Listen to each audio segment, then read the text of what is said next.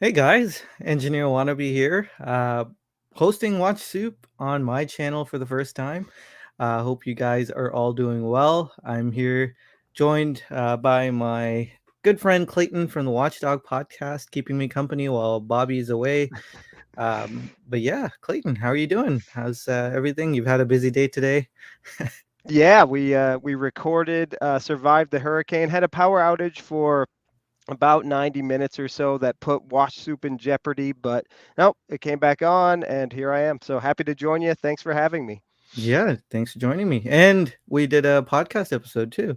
Yes, That was you and Keith were kind enough to join, and I was able to edit out our little technical snafu there, luckily, and sounds like it never happened. So wow, cool. yeah. Yeah. So so yeah, everyone, it'll be on tomorrow morning, I believe, right? The Yes. episode Yep. will go on. Tomorrow. Yeah. Yep. Cool. So what's on your wrist today, Clayton? I am still wearing the Seiko Marine Master SLA 053, the Segaiha US edition. Um, I don't even know if this watch is available for purchase yet, but it's I was able to get one from my Seiko dealer. They got Yeah. it in and I snatched it up. Has the Segaiha wave dial pattern. Beautiful watch, beautiful blue watch with Yeah. the Seiko super hard coating. Yes. Along with its super clear coating on the Yeah. crystal. Yeah. Very Super good. clear and super hard. Yeah. So it's yeah, it's a great watch. I love it. Thick, but I figured, you know what, this is a perfect hurricane watch. So It is. It's yeah. beautiful. Thank you. Um, I've never really liked those little uh, ridges that come on those dive straps, so that you can expand them around a Yeah. wetsuit. Do you enjoy that I about that watch? actually do, and I think their straps have gotten a little softer, a little better. So I actually, yeah, I feel like I'm one of the odd people who actually really enjoys the Seiko silicone straps. I Yeah. like them a lot. I find them comfortable. I don't, and I know a lot of people don't. I don't like the metal keepers so much. They kind of pinch your Yes. skin. Yeah. But yeah, I actually kind of enjoy, and I think for my personal taste, I like a lot of the Seiko divers on rubber as opposed to bracelet. I feel like they just look, I don't know, they just look more BA on on silicone instead of bracelet, but that's just personal preference. But Yeah. so yeah. Yeah. Cool. Well, I've had a busy day as well. Didn't end up going to church today. My son wasn't feeling too well, so we Mm, figured we'd take it a bit easy or err on the side of caution and stay at home. But he's all better. good. So I guess he must have eaten something bad, or who knows. um, but I am wearing the Plant Ocean. Beautiful. So still the same watch I was wearing earlier today.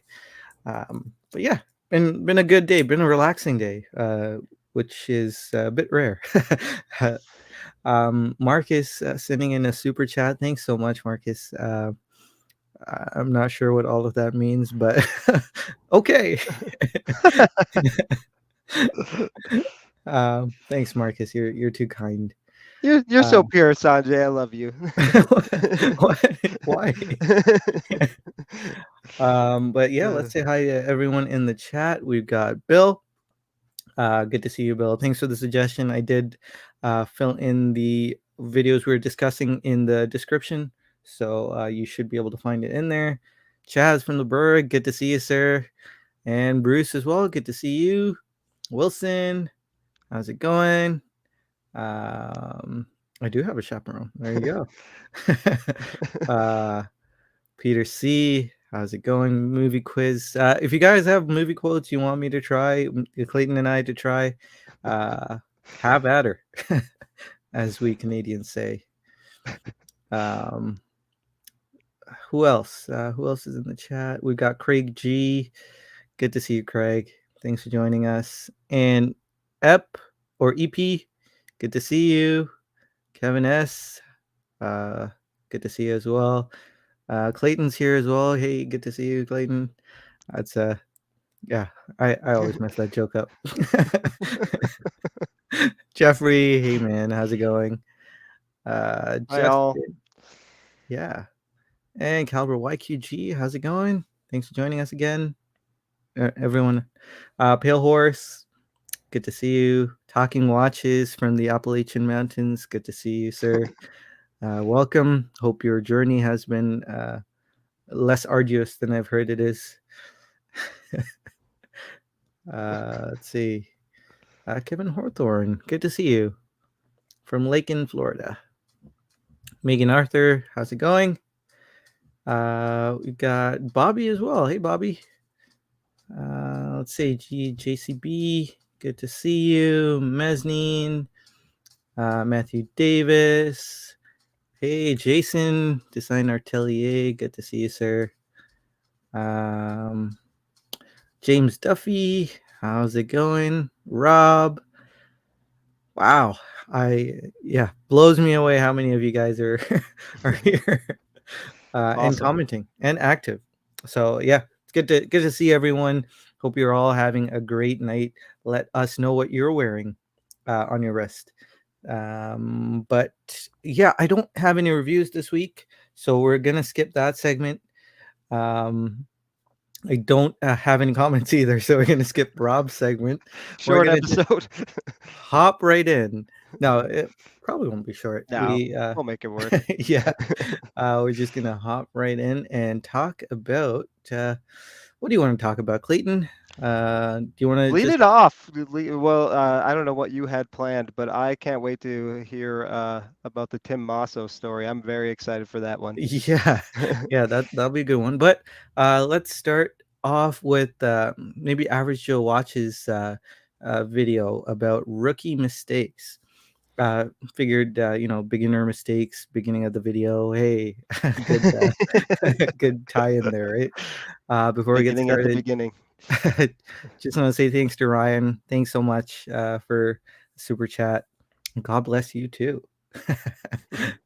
um, might as well tackle some wrist checks here. He's wearing his Benris wrist alarm. Not familiar with that one. Sounds cool. Yeah, Pale Horse is wearing, I think, the Baby Alpinist SPB 157. Very nice, sir. Sarb 65 on James Duffy's wrist.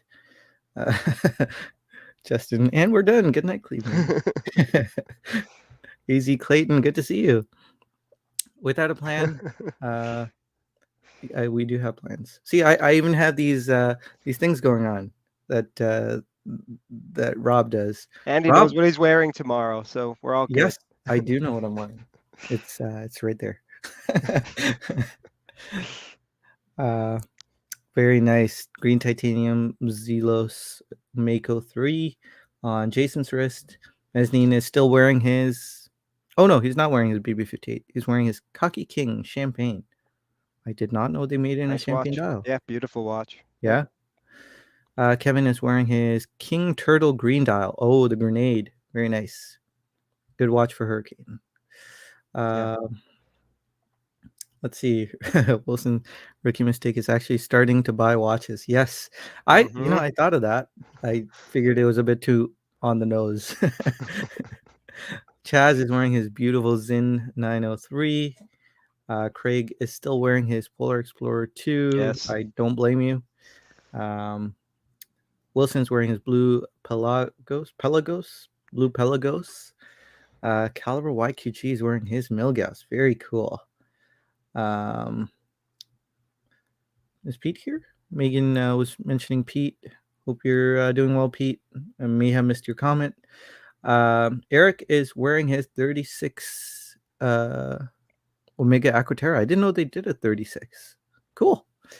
An Anonimo Nautilus Sailing Edition on the wrist. Cool. Crown on top, right? Crown right in the middle. Yeah, I believe on those. Very nice. Meisterzinger or on the Metris. bottom. Can't remember. Yeah. Meisterzinger Metris on Matthew's wrist. Justin R is wearing a Doxa. Man, I do get stuck in these comments. I could talk to you guys all day. Wow, SLA 033. We were just talking about that watch this afternoon. So yeah, beautiful. Love that Great watch, choice. Clayton. Yes, me too. I wish I could pull it off. But yeah, okay. Let's make this move. So Average Joe had well, he was on last week on Watch Soup, and he mentioned this video was coming out. So this video is a collaboration with just Josh, sorry, from the Town Watch. They were talking about some rookie mistakes they made, and I figured it would be good for us to kind of chat about a couple of rookie mistakes we made. I know we've talked about this ad nauseum on previous streams, but you know what? It's fun to reminisce and talk about stuff we shouldn't have done.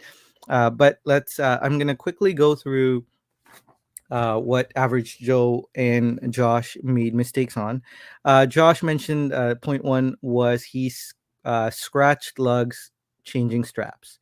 So and casebacks using the improper tools. He would scratch his watch when trying to work on them, change the strap, and so on. So that of course we've all done. I've actually one of my rookie mistakes is that I used to put pressure on the spring bar and take the strap off, pushing out toward the front of the watch. Mm-hmm. That's a horrible thing to do, Ding up and the you are front going of to the leave lugs. marks on Yep. the front of the watch, which you should not do. So that's one one rookie that I've done quite frequently. Also, guys, sorry if I'm a little spotty here because my phone is still messing up, and I'm wireless right now. My camera is wireless, and yeah, it's a bad situation. I may need a new phone or a new port, charging port. Anyway, Joe came up with buying a watch sight unseen, especially on eBay. He was showcasing a watch that he had purchased, an Omega for $80. I would raise a few eyebrows if I saw an Omega for $80, but I'm no expert. But a vintage Omega for $80, it turned out to be as big as a thumbnail, and yeah, it was really a really tiny watch. So he was mentioning it when you're buying a watch, ask questions, do your research, don't just buy them, especially on eBay. Um, if you just buy a watch that you see and you think it's a good deal, chances are you're gonna make a big mistake. So don't do that. Was Joe's advice. Josh was talking about leaving his watches lying around. I don't know if you do this a lot, Clayton, but um, he was mentioning how he had left his watch and his watch boxes on a table in the basement. Turns out they had a plumbing issue, and water was pouring onto Josh's watches. And he wasn't too concerned about the watches because he usually buys water resistant watches.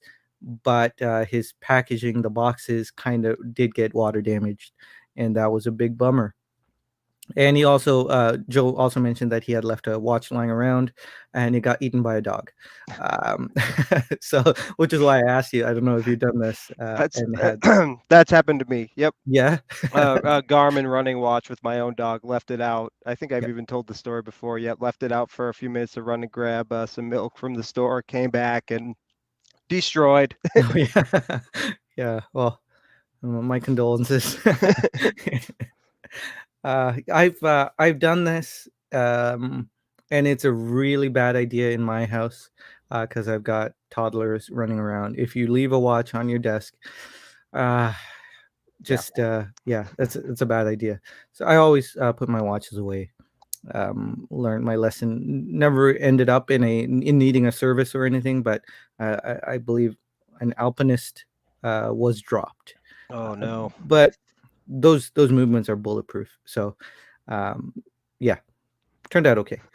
Not my new alpinist. I would cry if that was dropped. But no, this was the Sarb 17 I had a while ago. Um, and Joe came up with the last point was sold a watch he loved because the strap was no good. He didn't like the strap, and he thought that was going to cost him way too much to switch out. And yeah, he sold the watch because of that. I uh, I can't relate to that one. I've always been a tinkerer, so I've always thought if there is an issue, there's a fix. So I've never actually gone through this issue where I thought you can't fix something. But I don't know, Clayton. I was going to ask you: have you ever, at the beginning stages, thought it's not going to be worth it to switch out a strap or something simple like that. Yeah, I bought Citizen Nighthawk, and I discovered I could change the strap. It was an early watch that I purchased, and yeah, I hated the strap. It came on like a rally strap that was very stiff, and I was like, oh, well, this watch is terrible. This strap is awful. I can't wear it. And yeah, it was like in the first 2 weeks of being in the hobby, and Wow. happened to Cool. stumble on some strap videos, and thank goodness I ended up selling it anyway. But yeah, I was actually able to wear it on some different straps. So Yeah. So you got some use out of yeah, it. yep, That's good. yep. Yeah. But yeah, those were the rookie mistakes they went through.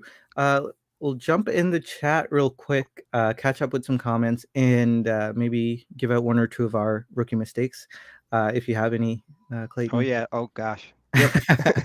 Yeah, let's see.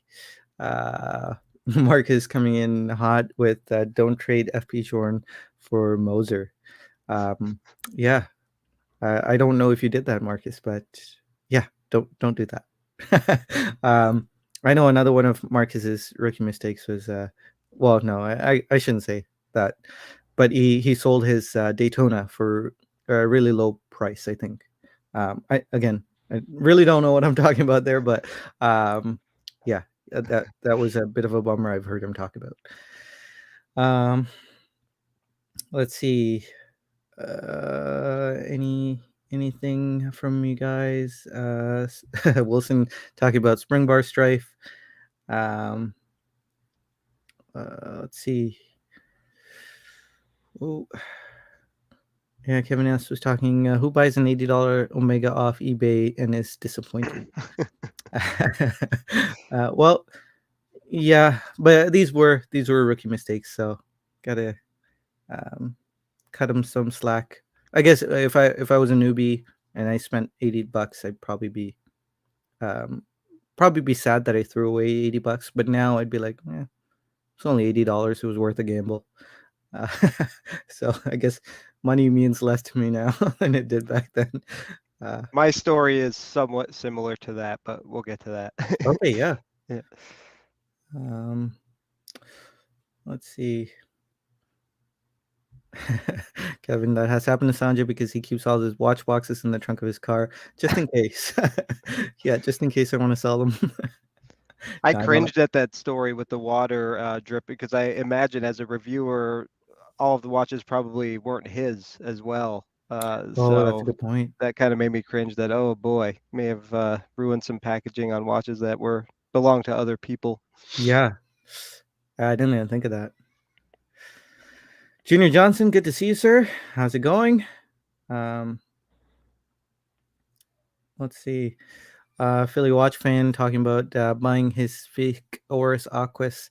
Yeah, that's a tough one. But from what I hear, it was a really good fake, wasn't it, Joey? But yeah, that's not a good situation. Um, let's see. Oh, sorry, just catching up with the chat. Kevin S mentioning Nighthawk is a cool watch, Oh great yeah. affordable watch. Yeah, that's would that be like the one that the Blue Angels Yeah. collaboration watches? Yeah. My rookie mistake was thinking I could learn how to use a slide rule. Yeah. Didn't happen. Resetting your watch time between 10 p.m. and 4 a.m. Yeah. Hmm. Yeah, if you have a date, that could be problematic. Justin mentioned the eternal war between Sanjay and spring bars. Yeah. Yep. Spring bars have not been my friend over the years. um, Also mentioned by Ryan from the Knife Watch, drinking the Kool-Aid and buying a bunch of Hamiltons before you know what you like. Yeah. Yeah, buying too fast, too quickly is a problem. Um, Joey mentioning the fake Aquas was probably better quality than the normal one. Wow. Okay. High praise there. And Kevin with another zinger, buying too many watches touted by TGP. All right.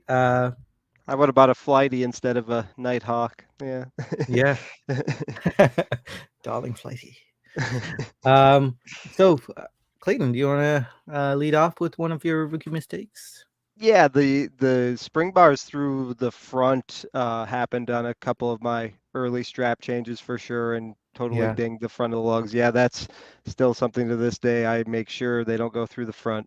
Yeah. I can sometimes it happens and it doesn't leave a mark, but a lot of times it'll leave a nice little chunk out of it. Yeah. So I bought a fake Raquetta Zero Big Zero the first weekend I was into watches.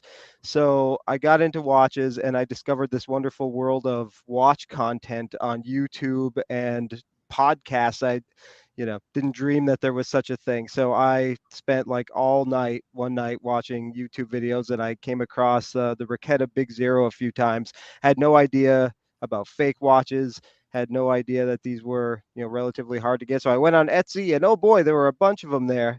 Hmm. So I just ordered one, and after doing a lot more digging, I realized, oh yeah, before I even got it, because it came from the Ukraine, I believe. Yeah, totally fake. The indices on those are not super sharp. They're actually, I don't know if you're familiar with that watch. They're a little more dull, and this one was pointy. And as soon as I did some more research, I was just so excited to buy watches, and that I found this new hobby and all this great content. So a little overzealous there, and yeah, so I still think of that when I'm, looking on eBay or something, just to make sure you really look it over and make sure that you're not buying something that isn't, legit. Yeah. I've thankfully never had to go through that heartache of buying a fake watch, but that that that would be gut wrenching. That would not be a nice feeling. Yeah, Yeah. it actually worked fine, and I wore it for a while and ended up giving it to my nephew. So it's still around, but Yeah. yeah, it was a fine watch, just wasn't real. Yeah. Wow. Kevin S was asking how do spring bars go through the front? I don't know. Well, when I would take a strap off, my gut reaction would be to push the top of the strap while picking the spring bar. So I would push down on the strap, and the case back is up. So when I'm pushing down on the strap, the spring bar goes out to the front, right?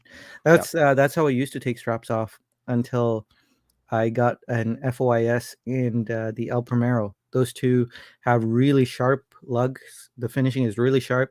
So any spring bar going out the top um, does not end well. yeah. Definitely leaves a little divot. And I only did it once and never again. But yeah, so I reworked my technique. Now I have my index finger at the bottom of the strap or the top of the strap. So while I am twisting the spring bar, I push it out the top, so out the back. That may have been confusing, but anyway, so it's easy to push it out through the front if you're not experienced. Okay, so a rookie mistake that I've done actually didn't happen too long ago. It was last year, and I've kind of talked about this on my stream and in the Discord groups during a voice chat. We've talked about it, but I met up with someone face to face in a gas station at like 9 o'clock in the night in pitch black to sell or exchange watches. Oh wow. um, Really not a good thing to do. Don't do that. Meet in broad daylight. Meet uh, where there are lots of people who can see you. I figured gas station was safe because there's a lot of lighting. Well, I mean, there are cameras there and a few lights. Gas stations tend to be, at least in this area, tend to be pretty well lit. But yeah, don't do what I did. Don't meet up with someone in the middle of the night to buy a watch or sell a watch. um, I took the gamble because I thought the guy was a nice guy. He was a nice guy, so I lucked out there. But when I was talking about this with a couple of people, they were like, "You did what?" And I was like, "Oh yeah, that's probably wasn't the smartest thing to do. So don't do that." Um, and I guess another thing would be impulse buying. That's something we all do, I guess, even to this day. Don't think about what you're buying. Think about it, sleep on it. Take your time. Don't buy right away.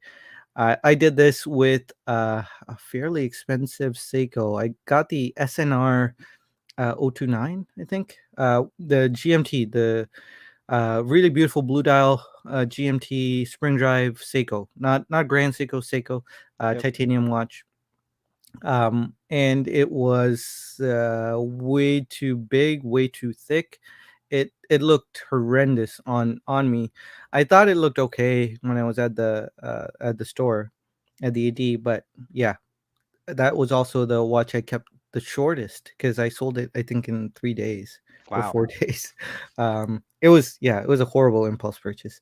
This all happened around the time the Oris thing was going on. So I just, yeah, I Yeah. was not in a good state of mind. I might as well have had a car crash. So, um, yeah. Anyway, let's move on to the next video. Clayton, how about we talk about the photography one? Oh, sure. Yeah. All right. Let me get to my cheat sheet here. Yep. So it's a Paul Thorpe video. I struggle to take great pictures of anything, but especially watches. So anytime I can, glean a couple little tips here and there, I think it's great. Many of you know these things, but so yeah, Paul Thorpe. It was just really taking great pics of watches that you want to sell, because I think we've all seen pictures of watches on eBay or something. They're just terrible, or they're blurry. The watch is filthy. The case back is all like, got a grimy. Um, so really disgusting. So he says, take pictures, great pictures of watches to sell. Bad pictures can turn off a buyer. I think all of us have probably been, turned off of a watch at one time because the pictures just weren't great. They didn't show all of the watch. They only took one blurry picture of the face, and that's it. That's not enough for me. I'm moving on to the next watch. So he just said to take great with and you can use your iPhone, Android, Samsung, whatever you have, because most of our phones now have awesome cameras. So really, you just have a dark card, a white piece of paper, a microfiber cloth to clean, and some props. He used one of his sport coats as a background. A cool background can really enhance a picture. And lighting is key. You can go outside or you can go inside. And he had one of those ring light sticks. I'm not going to turn the light on, but I actually bought something. It's a one of the ring kind of light sticks that you can actually put on your Oh, camera nice. like this. I'm not going to turn it on because it'll blind everyone. But then you can, yeah, you can play with lighting. I just got it tonight, so I'm going to experiment with it. But it was like $10 on Amazon, so I thought it was like a worthwhile little investment there. So it's kind of cool that it attaches to the phone. Hmm. Um, so yep, you just clean your watch and set the watch where the hands show most of the dial and all the text. Sometimes I find like 245 is good, or 10 and 10 is obviously the one that a lot of people choose. Um, and if it has, if it's a Rolex and it has a Cyclops, clean the Cyclops with a cocktail stick or maybe a little Q-tip, because those can look pretty grimy as well, and take a lot of picks. He says sometimes he'll take 40 to 50 picks to get 4 or 5 good ones, and use a bunch of different angles. And then really, he just plays with the lighting and the angles. Paper will mask the shadows, so you move the watch with the paper. White paper will help get rid of the shadows. If you're using a lighter dial, you can use the dark paper to make the dial a little bit lighter or darker so it's not washed out. And then he also just said blue paper for blue dials, and just play with it, experiment, take a lot of photos, and maybe you can perfect the watch photo. I certainly have a long way to go with that. So that was really the gist of the video. Yeah. I Yep. mean, a lot of those tips I never even thought of, like the black card for black dial and a blue card for blue dial. I wouldn't Yep. have considered that, but definitely something I want to try out. He definitely mentioned things like using props. I think was a great idea. Yep. Um, I guess this would be a good tip for you to get started on Instagram as well. If you're a newbie at Instagram, it would be a good way to get going. Uh, Paul or someone here mentioned that don't use an Android phone for taking pictures. Yeah, there are a few Android phones that take really good pictures, but yeah, the iPhone tends to have a way better camera system, way better image Yeah. processing. You're kind of safe with an iPhone if you're just going to snap a photo and put it up without editing after the fact. So yeah, great tips from Paul Thorpe about getting pictures, especially if you want to sell a watch. Good pictures go a long way. Um, but oh, there you go. Ryan mentioned it. Don't use Android. That's pretty funny. I actually, this camera right here is the S20 Ultra. It takes really good pictures. Autofocus can be a bit difficult, but yeah, pictures are good. But yeah, that's another good thing because your picture might be out of focus. Your watch might be out of focus. So if you take a few pictures of the same shot, if you take quite a few pictures, chances are you're gonna not be stuck with an out of focus picture that you thought was in focus. Yeah. So yeah, some really good advice from Paul Thorpe. Definitely a good way to get started with upping your photography game, especially if you're just using your phone. Um, Kevin says, I mean, mentioning Paul is the Debbie Downer of the watch world. Did you hear about the guy who's beaten and killed for his Rolex? Yeah, I mean, he does give that news out quite often. I think this week he also mentioned how Rolex never returned his watch that was stolen from him. Yeah.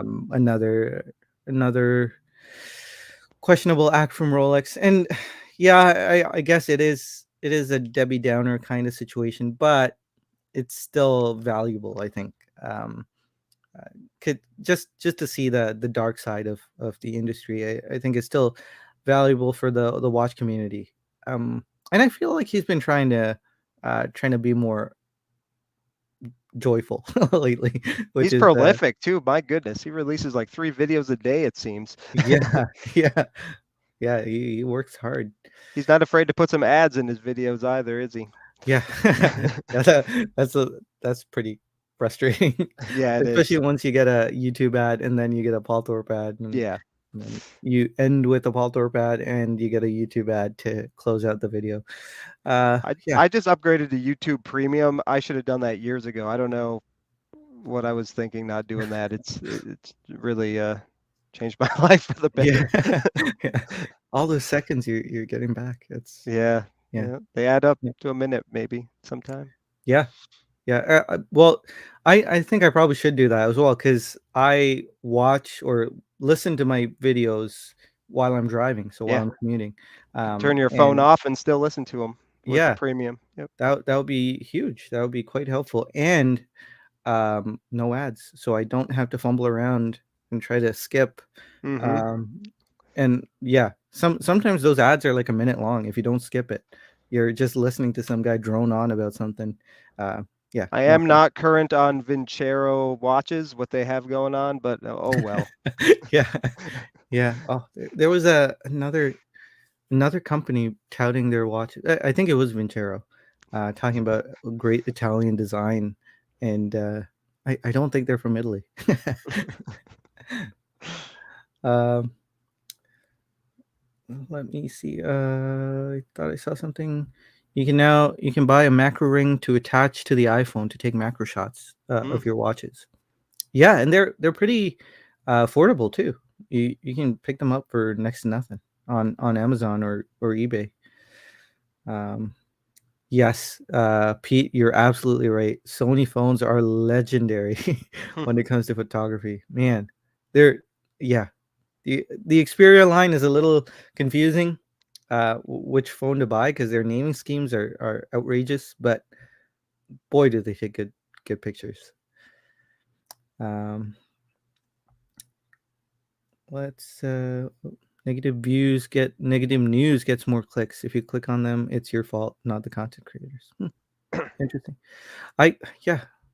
I don't know. I guess I'm not one of those guys. When I see negative news, I try not to click. Except that the one where he spoke about Rolex not returning his watch. That was interesting.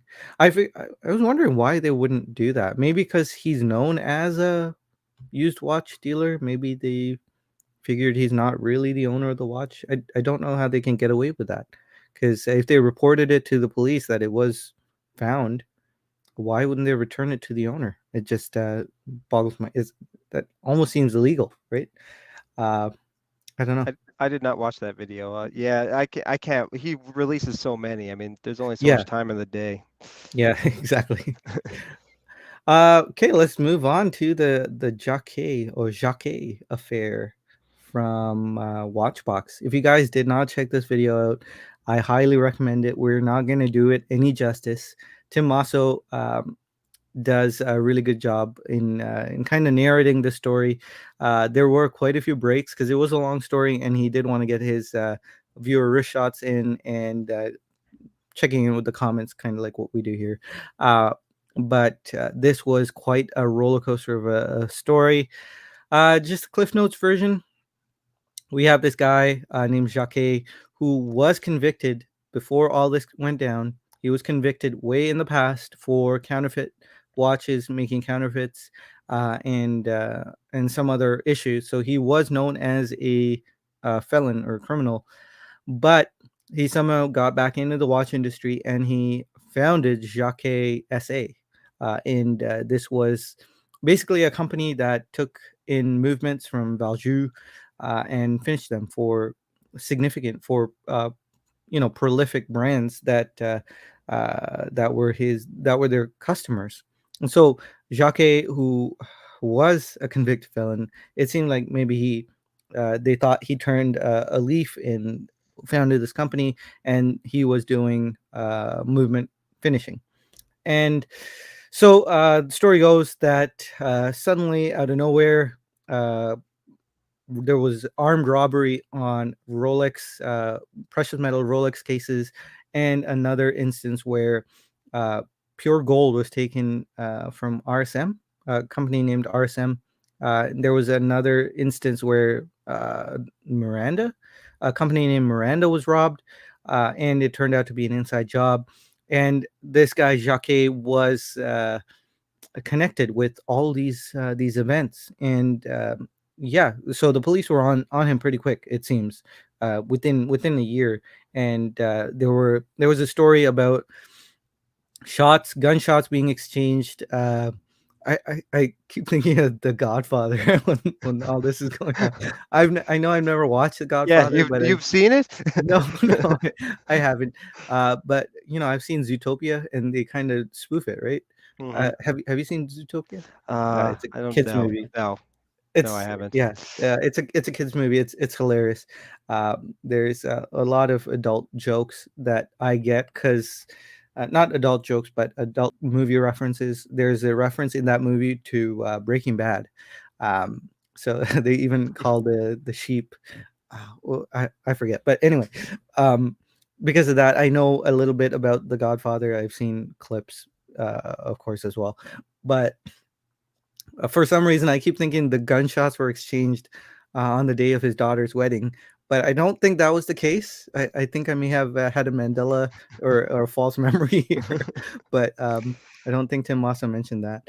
No. Uh, so anyway, there were gunshots exchanged that weren't reported to the authorities. There was a bunch of stuff going on. Co-conspirators trying not to squeal on the authorities. It Yeah, and intimidating each other. And there was all this going on, armed robbery, and who knows what else went on, if there was murder. And so it turns out Jacques was finally apprehended, tied to all these events, and he only served around 3 or 4 years, I think, in prison for a lot of offenses like accessory to armed robbery, counterfeiting, all these things going on in the background. And he only served 4 years. And here is where Tim brings out some conspiracy theories, talking about hey, maybe he knew too much about the industry, and they wanted him to shut up. And the police didn't want him to talk about all this, so they cut a deal. And yeah, that's just a theory, and I'm sure there are way more conspiracy theories. There's all this happened in 2002, 2003. He's served his time, he's out, and apparently he's back in the watch business. That's apparently, allegedly. And yeah, all this seems crazy. And turns out Jaquet SA, when it was split off from Jaquet, turned into La Joux. Everyone knows Le Joux. I know Le Joux, and I really respect Le Joux. When I hear Le Joux movement, I think, oh wow, really high end, or really good finishing.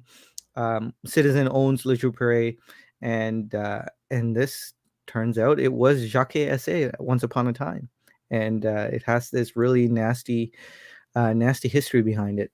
Not that it matters what history was behind it, because now I'm sure they are above ground, on the up and up, I hope.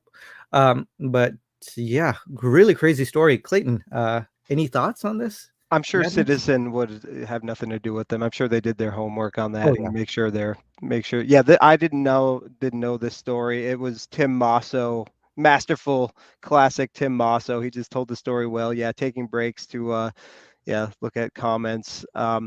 Yeah, it was really well told. And yeah, I was surprised at the fact that Tim mentioned he only got a few years, especially having a prior record too. I mean, as a felon. So yeah, he had, as we say, naked pictures, or he had something on somebody that he got off so easily. But yeah, what a fascinating story. And yeah, Tim was kind of flirting with turning it into a Netflix mini Oh series. yeah. Yeah. So it sounded like he had more than just thought about it. So hey, maybe Timmy will go to Hollywood and make this. That would be awesome. Yeah. It was interesting that he also mentioned he's mentioned a few times that he's working on watchmaking. Yeah, So it would be really interesting if he becomes a watchmaker and there's, this Tim Mosso independent brand. That would be really interesting to see where that goes. And also he mentioned working, like you said, working with Netflix as well. So being a producer, screenwriter, or something, that would be really interesting. So I know you mentioned when we were speaking that it would be a huge loss to the watch community to lose Tim Mosso, because once he becomes a watchmaker, once he becomes a screenwriter or a producer, he's not going to have time to do the stuff that he does now. So yeah, very very interesting little tidbit that came out there. it was also About scary, the fact that, with that stolen gold, and the that they, were making they were yeah. trying to make counterfeit Rolexes with some genuine parts. It's just scary. Scary Yeah, world out there. genuine boxes and papers too. Yep. Like Yep. the parts were genuine. They were counterfeit watches on the whole. Um, y- like, could you imagine there must be watches out there made by this that people are convinced are absolutely um, real, but are actually counterfeit, Yep. because they were using Rolex cases, Rolex parts, Rolex boxes and papers that were genuine. Um, that's really scary to think of, that What do you get, like there are 10 watches pounds of gold or something? 10 pounds of tw- gold? That's crazy. 12 kilograms or something like Yeah.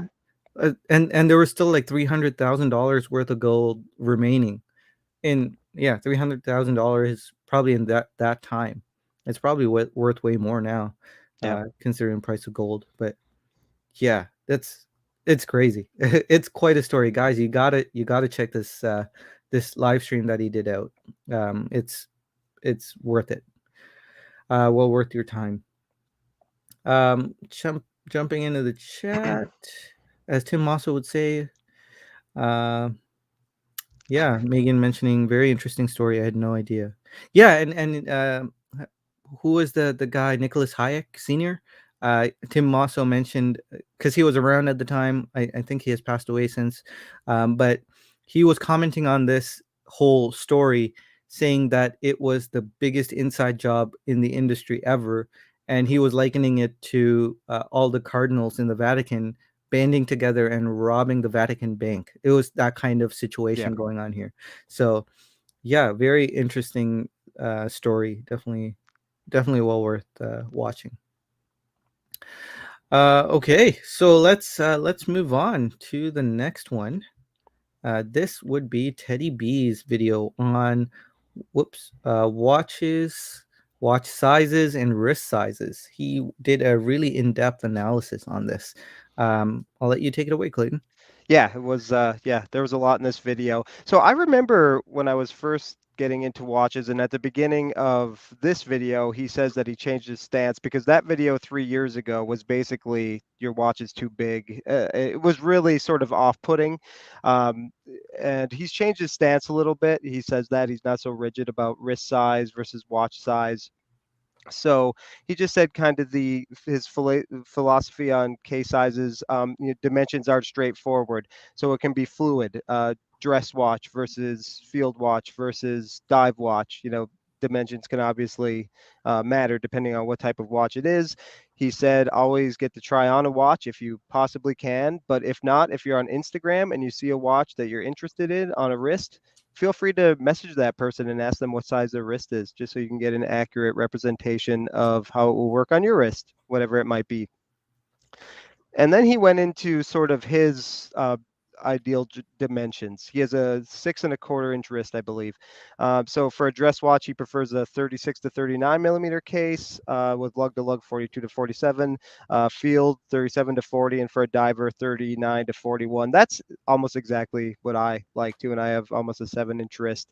My wife's is 42, and it's all dial. But other than that, I generally prefer in that 38 to 40 range. 36 a little small, depending on lug to lug. He said the BB58 is sort of his ideal sized dive watch. So then he just went over the elements of case size. For the case, dial to bezel ratio, doing some math. He compared the Max Bill versus the old Explorer 2, the 40 millimeter, and how they're the same size, almost identical, but the Max Bill presents so much bigger because it's all dial.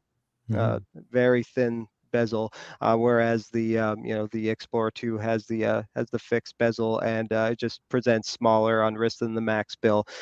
Thickness, he said, if you see a watch is 14 millimeters thick, just differentiate between crystal thickness versus case, because sometimes with domed crystal, can add a couple millimeters.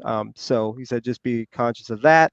Um, just stressed how important lug to lug is, and that's the number one thing I look at. You can 45 millimeter watch is typically going to be too big for me, but Seiko Magic, I can pull those off because of the short lug to lug. That's how they achieve the Seiko Magic on the Turtle and the Willards and the SKX. I mean, the SKX is a 43 millimeter watch, but with that lug to lug, it wears very small. Yeah. And he just said when comparing square and round watches, just lug to lug can be a little bit longer on some of the square and rectangular, like the Reverso. So keep that in mind as well. And then he went over the weights of the different types of material. And then he just did a showcase. The Hamilton khaki field, 38 millimeter watch, but it has a long lug to lug, so it's not going to wear as small as some other 38 millimeter watches. And then, the Explorer 2 40 millimeter pretty much worked on a variety of wrist sizes. So, that was pretty much it. And then he tried some comically big watches on small people, like the 46 millimeter Marathon diver that was 55 lug to lug, and it just presented big on even the guy with the 6.75 inch wrist. So Yeah. yeah, it was just a great video. I wish more manufacturers listed lug to lug in the specs, because that's the number one thing for me. And I'll go and dig that information up somewhere, whether it be on a YouTube video. But I think they should include that in the along with diameter and thickness for sure. Yeah. That's a great point because I know Seiko started to do that on almost all their watches. On Hmm. their spec sheet, they will have the length. They call it the length, and it's really useful information to have. I was really impressed with this video. He really dug deep, and there was a lot of detail to this video as well. And I was really impressed at your analysis of the video. Wow. Oh, Thank It's you. like you could write a paper on it. uh, but yeah, the fact that he mentioned lug to lug as being really important, and he also mentioned that he would be able to guess now based on how many watches he's tried on. He would be able to get a really good idea of whether the watch will fit based on the diameter, the thickness, the lug to lug, and a couple of other characteristics. So he mentioned the weight as well, um, and I'm guessing a couple of other characteristics would include the way the case is shaped. Like Yes. the Seiko Magic, I don't think it's just the lug to lug. There's other stuff that they do, like the way the case is shaped, the way they put a lot of the thickness. When he was mentioning the thickness, he mentioned where the thickness is really important too. Um, and how the thickness can be in the crystal, it can be in the mid case, Yes. or and I don't know if you mentioned this, but it could be in the case back as well. Yeah, Seiko does this a lot. They put their some of the thickness in the case back, so there's a bit of a bubble back, but then they curve the lugs around the case back so that the lugs end below the bubble, so it kind of still sinks into your wrist, um and it's really impressive how Seiko does this. But yeah, when it comes to case size and fit, Longines actually does this. Not in the greatest way. So I've had the sector dial, and the when I looked at it on paper, I saw the lug to lug. I think it was around 48, 47 and a half, I think, and the diameter is 38 and a half. Thickness is it's really thin. I thought this watch is a home run for me, but when I put it on, it presented itself way bigger than it did, because the lugs were really straight, Hmm. and so it always appeared like it was overhanging my wrist, even though it was well comfortably within my wrist. And so I had this issue with Longines. So there's a lot that goes on. Lug to lug gives you a good idea, but it's not everything, because with Seiko I've had 50 millimeter lug to lug cases, but they fit my wrist, they didn't overhang. And it's a lot to do with how I think they curve it, and the way the lugs end. There's just so much going on here with Seiko Magic that it's Yeah. really impressive. What Case Seiko, in point, this, I mean, it's 50 over 50 millimeter, doesn't hang over at all. But the yeah, Weiss, which has straight lugs, and it's not even 50, and it appears to hang over. It doesn't, but it appears that way. yeah, Yeah, Longines. I mean, I would have bought a Legend Diver a long time ago. They just the lug to lug. I don't think it would wear well on me. The Hamilton Murph would have worked if it was 48 millimeter lug to lug. That would have worked, but it's yeah, 52, and it just I'm a proponent also of, even if it is big on you and you like it, wear it. Wear yes, what you like. yeah, But I don't happen to like lugs overhanging on my wrist. yeah, I just don't like the way it looks. So it's not that I care what anyone else thinks. I just personally don't like it. But yeah, if you want to wear a watch that's big and it doesn't quite fit you, but you love it, yeah, go for it. Who cares? yeah. And Pete mentioned something along those lines as well. That watches are like hats. Um, you could wear a beret or a cowboy hat. They both fit. You're just after different looks. So Yep. yeah, in a similar way, you might feel like wearing a big watch, and if it looks fine to you, and you think it looks the way you want to look, if you want it to look, I think there's a place for big watches on your wrist, even if you have a smaller wrist. And the same goes with a small watch. Maybe you have a big wrist and you want a small watch, and you want to look small, say in a black tie event or something like that. That's uh, that's that's what you go for. And yeah, wear what you like is what it comes down to. He Teddy had mentioned at the beginning of the video how he used to be a bit more rigid. I think you mentioned that too. Hmm. How he said his video was titled "Your watch is too big for you," Yeah. in general. So I guess he used to be a bit more uh, rigid, a bit more aggressive, I guess, with that opinion, and he seems to have mellowed out, which I think I found myself in that camp as well. I found I wish this video existed when I started, you know. because I learned these lessons the hard way. I bought a 41 millimeter Seiko dress watch, and it looked like a dinner plate on my wrist. I lied to myself saying it looked fine, and after a while, it just looks like this massive dial on my wrist, and it didn't look good. And I'd buy a 40 because I'd also say, "Hey, I'm wearing a 41 millimeter dive watch. It looks fine. This looks fine too." But it just looked awful. So yes, this Yep. video would have helped me process that and analyze that a bit quicker. So this again is a great video for the watch community, especially for those getting into the hobby. I remember that first video he did, and I didn't even watch it because I was a little put off by like, okay, Yeah. that's your opinion. And but yeah, this one definitely, you can tell he's, definitely kind of through trying on a bunch of watches, and I think also now becoming an authorized dealer, sort of softened up on that a little bit. And yeah, this was a very informative video. Even, we've been in the hobby for a few years, and it's always cool to learn this stuff or have it reinforced. I thought it was a really interesting video for sure. Yeah, yeah. I was while watching, I was like, I was gonna say, okay, so he's not gonna mention this, and then a few seconds later, he'll mention that point that I was thinking of, and I was like, oh wow, well there you go. This is a really well-rounded video. Of course, he couldn't hit all the points, right? And I found it interesting that he brought up that watch, Bulova watch that looked really The thick, like hack, yeah, yeah, the yeah. slab-sided hack. And he said, this sounds really bad on paper, but all this thickness is on the crystal. But clearly, there was a lot of thickness on the case. It looked really thick. And you can find it now on teddybaldassarre.com. Yeah, yeah, Yeah. uh, Yeah, that's actually a pretty cool watch. yeah, I saw one of them at Macy's, and they actually have a special edition with some of the proceeds going to teach disabled veterans the art of watchmaking, which is a pretty cool thing. So yeah. I didn't know that. yeah, Huh. Well, jumping into the chat before we say our goodbyes and close for the night. Uh, let's see. There's a bit of chat going on amongst yes, everyone. Kevin was mentioning, I find the Seiko turtles and sumos were great even with the larger sizes.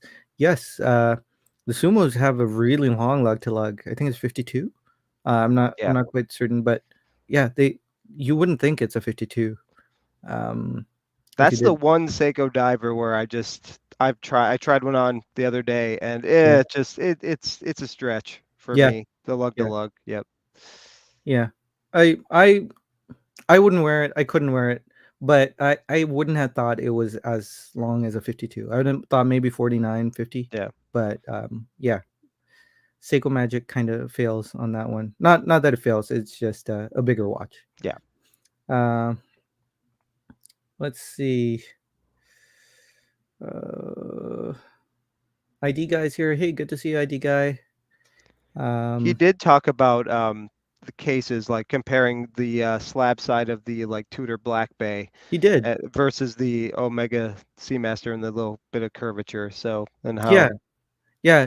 That one point that I wish he mentioned was that the thickness uh was way thicker on the Omega, but they moved the thickness down into the case back. hmm So I find that really fascinating how Omega did that. I wish Tudor did that and maybe thinned out that slab side and put a bit of personality. I guess it would change the watch a lot, and it would upset a lot of people. But maybe if they came out with a different model that didn't have that slab side case back, because I remember thinking when I got my Black Bay 58, when I was looking at it on paper, I was like, wow, this is a thin watch for a diver.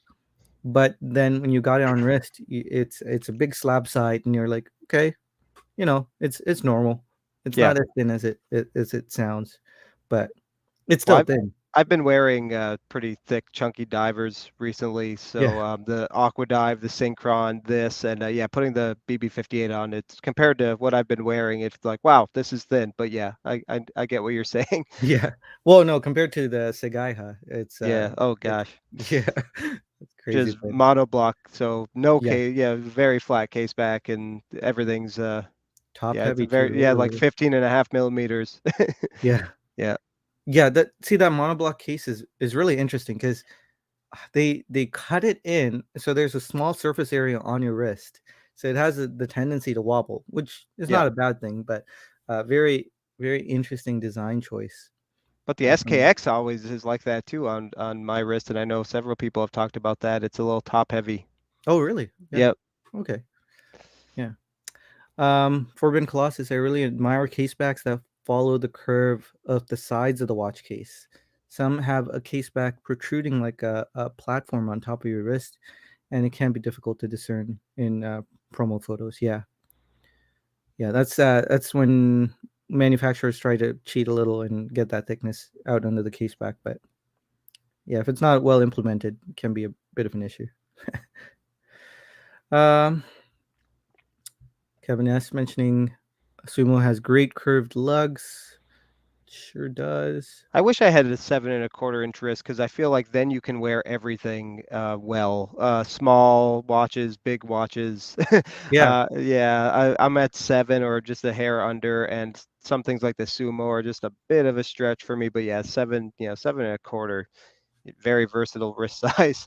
yeah, yeah, and that's what Teddy mentioned too with that the guy with the 7 inch wrist. He really admired that wrist size now because everything looked good on that wrist size.